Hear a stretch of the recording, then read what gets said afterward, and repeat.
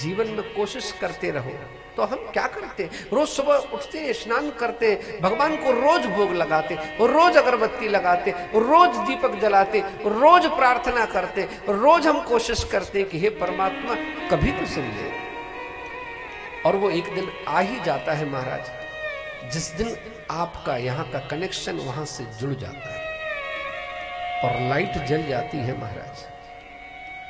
अभ्यास करते करते, बुलाते बुलाते, जब इन संतों को अनहद नाद सुनाई दिया तो कबीर कहते, चींटी के पग घूंगर बाजे सो भी साहिब सुनता है। साहिब सुनता है। चींटी चींटी का पैर, पायल और घूंगर, क्या कल्पना है।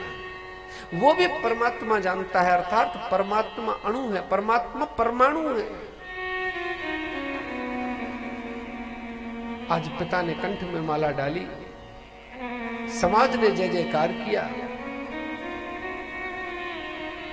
मां ने माथा चूमा, विमाता सकुचाई, लेकिन दौड़ के चरणों में गिर के कहता है कि मां, उस दिन अगर तुमने मेरा तिरस्कार न किया होता, परमात्मा के दर्शनों का पुरस्कार न मिलता। आज जो भी मुझे परमात्मा मिला वो तुम्हारी कृपा से मिला है। आज ध्रुव महाराज आए और इन्होंने राजपाट संभाला महाराज। बहुत सुंदर राज्य की व्यवस्था इन्होंने संभाली। जब चलने लगे तब इन्होंने अपनी मां को याद किया।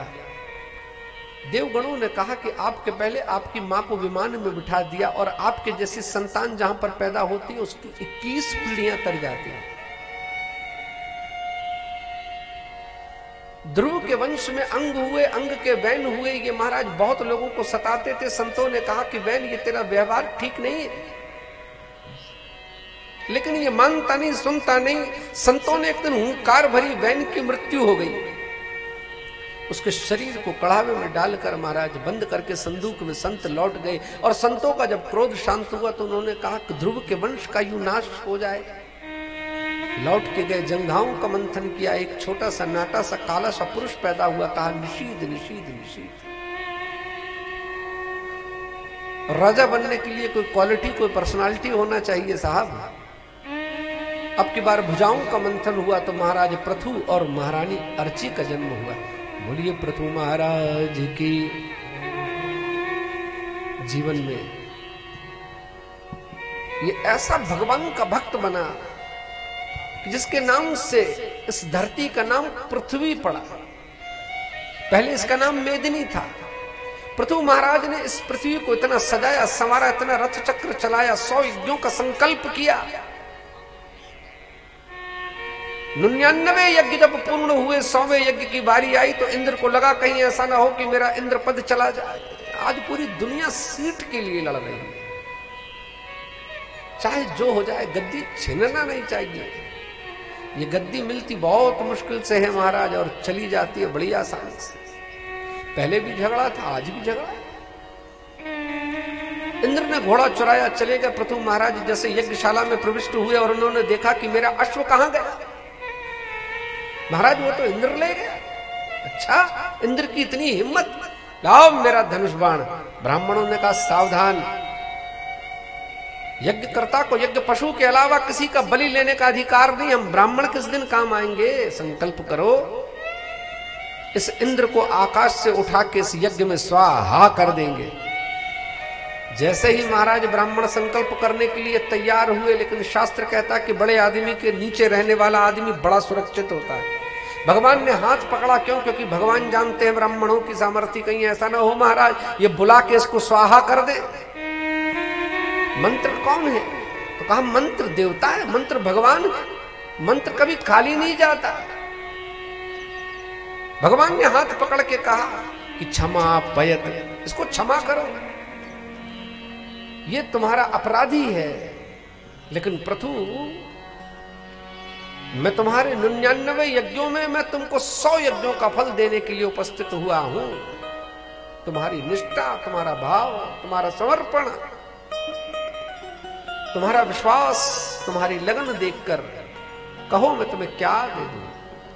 पृथु महाराज मुस्कुराए, सरकार आप मेरे सामने आ गए, ये कम है।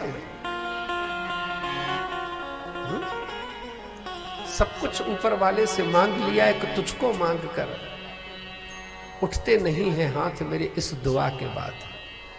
सब कुछ मिल गया, आप आ गए, कहा नहीं प्रभु कुछ तो मांगना पड़ेगा, मैं आया हूं तो मांगो। पृथु के ऊपर जब भगवान ने बहुत प्रेशर बनाया, बहुत दबाव बनाया, ये मांगना नहीं चाहता था, कहता है कि भगवान बस मैं तो आपका भक्त हूं, मुझे क्या चाहिए। लेकिन जब भगवान ने कहा कि पृथु कुछ मांग ले, तब तो महाराज आज पृथु ने कहा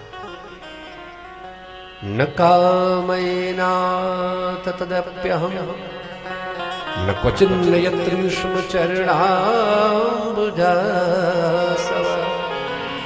महत्तमान्तरहृदयान्मुखच्युतो विधत्स कर्णायुतमेषमेवरः न कामयेनाथ तदप्यहं न क्वचिन्न यत्र युष्म चरणाम्बुजासव महत्तमान्तरे हृदयान्मुखच्युतो विधत्सु कर्णायुतमीर्षमेवरः। अगर आप मुझ पर सचमुच में बहुत प्रसन्न हैं और कृपा ही करना चाहते हैं, तो मेरे ये जो 2 कान हैं ये 10,000 कानों में परिवर्तित हो जाए। ऐसा अनोखा भक्त कभी आपने सुना नहीं होगा।